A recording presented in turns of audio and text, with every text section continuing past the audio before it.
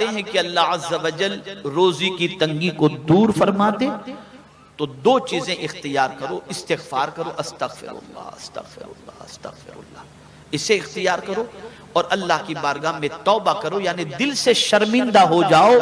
जो कुछ आज तक पाप अपनी जिंदगी में किए हैं उससे इस तरह से तौबा करो कि आइंदा उन बुराइयों के दरवाजे पर जाने का कभी सोचो तक नहीं, ख्याल भी न लाओ। इस तरह से सच्ची तौबा कर लो, अल्लाह अज़्ज़ा वजल फिर से वो नेमत तुम्हें अता फरमा देगा, फिर से वो नेमत अता फरमा देगा। और इसी को आकाए करीम सल्लल्लाहु अलैहि वसल्लम ने अपने इरशाद में बयान फरमाया, मल लज़िमल इस्तिग़फ़ार। हुज़ूर सल्लल्लाहु अलैहि वसल्लम फरमाते हैं जो इस्तिग़फ़ार को लाजिम पकड़ ले, उठते बैठते चलते फिरते अस्तग़फ़िरुल्लाह अस्तग़फ़िरुल्लाह अस्तग़फ़िरुल्लाह अस्तग़फ़िरुल्लाह, तो सरकार फरमाते अल्लाह उसका गम हल्का कर देता है, उसकी तंगी को दूर कर देता है और ऐसी जगह से रोजी अता करता है जहां उसका गुमान भी नहीं पहुंचता, गुमान भी नहीं पहुंचेगा। आप बंद करते होंगे और उस टाइम पे कोई लाखों का कस्टमर आपके पास आ जाएगा, आप सोचे भी नहीं। इसलिए कि ये किसी और ने नहीं, ये पैगंबर रहमत सल्लल्लाहु अलैहि वसल्लम ने फरमाया, आकाई करीम सल्लल्लाहु अलैहि वसल्लम ने फरमाया। उठते बैठते चलते फिरते अस्तग़फ़िरुल्लाह, मेरे मौला मुझे माफ फरमा दे, मेरे मौला मुझे माफ फरमा दे, मेरे मौला मुझे माफ फरमा दे। तो मेरा करीम बड़ा करम फरमा है।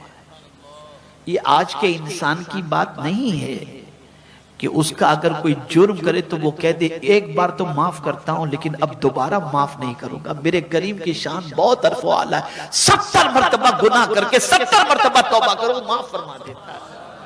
वो अपने बंदों पर इतना मेहरबान है। लेकिन माफी के भरोसे पर गुनाह मत करना कि चलो वो माफ करने वाला है, कर लो फिर माफी मांग लेंगे। मैं इसको एग्जाम्पल के जरिए समझाऊं। आपके पास सांप अगर काट ले तो उसका इलाज मौजूद हो कि खुदा नखास्ता कभी घर से सांप निकल आया और उसने काट लिया तो अपने पास ये इलाज है, अपने ये कर लेंगे, बच जाएंगे। तो इलाज के भरोसे पर सांप को ढूंढते हो कि कहीं मिल जाए तो उसके मुंह में उंगली डाल नहीं। अचानक में अगर कभी सांप ने काट लिया तो आप इलाज करेंगे। ऐसे ही अनजाने में कभी गलती हो गई तो अल्लाह से माफी मांगो, माफ फरमा देगा। जानबूझ करके गलती मत करो, कसदन खताएं मत करो, जानबूझकर अपने दामन को गुनाहों से आलूदा मत करो।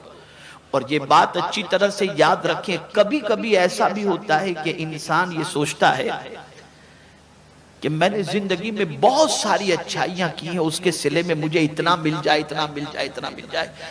डरो अल्लाह से। एक बुजुर्ग इम्तिहान में आए, सुनिएगा गौर से।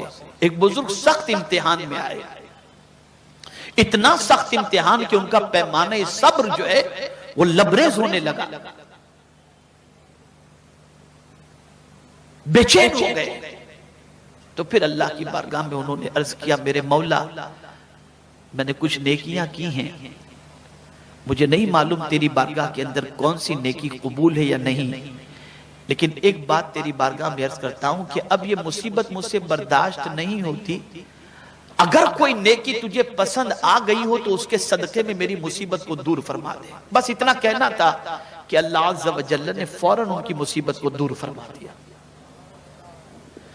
अब इधर मुसीबत दूर हुई तो वो रोना शुरू कर दिए। मुसीबत दूर हुई तो उन्होंने रोना शुरू कर दिया। लोगों ने कहा हुजूर मुसीबत तो दूर हो गई, अब रोना कैसा? तो फरमाते हैं कहीं ऐसा तो नहीं कि मेरी नेकी का सारा सिला अल्लाह दुनिया ही में दे दिया, अब आखिरत में मेरे लिए कुछ भी ना हो। तो ये भी जहन के अंदर रखना है, यहां की मुसीबत टेम्पररी है, मौत आई मुसीबत खत्म, लेकिन वहां की मुसीबत सख्त तरीन है। तो सब कुछ दुनिया के लिए न मांगो, आखिरत